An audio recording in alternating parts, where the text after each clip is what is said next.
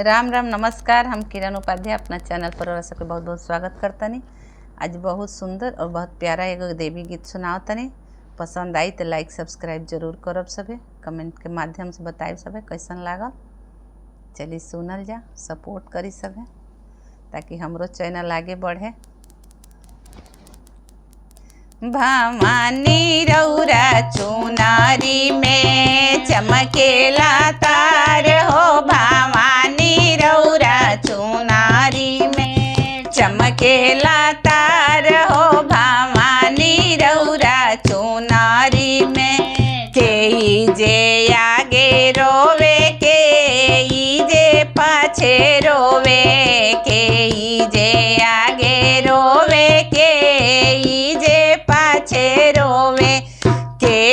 जे रोवेला धई के केवाड़ हो, भवानी रौरा चुनारी में चमकेला तार हो, भवानी रौरा चुनारी में चमकेला तार हो, भवानी रौरा चुनारी में अनराजे आगे रोवे कोरिया जे पाछे रोवे, अनराजे आगे रोवे कोरिया जे पाछे रोवे,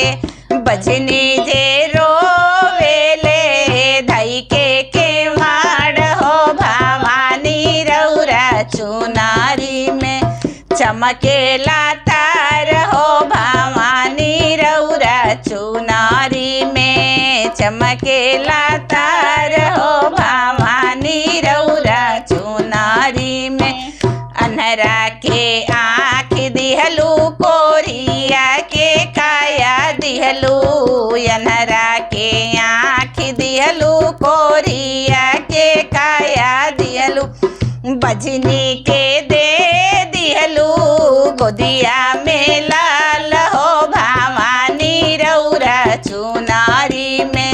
चमकेला तार हो, भवानी रौरा चुनारी में चमकेला तार हो, भवानी रौरा चुनारी में हंसता अनहरा जाला भी हंसता कोरिया जाला, हंसता अनहरा जाला भी हंसता कोरिया जाला, गोदिया में लाल लेके झूमे ले गाल हो, भवानी रौरा चुनारी में चमके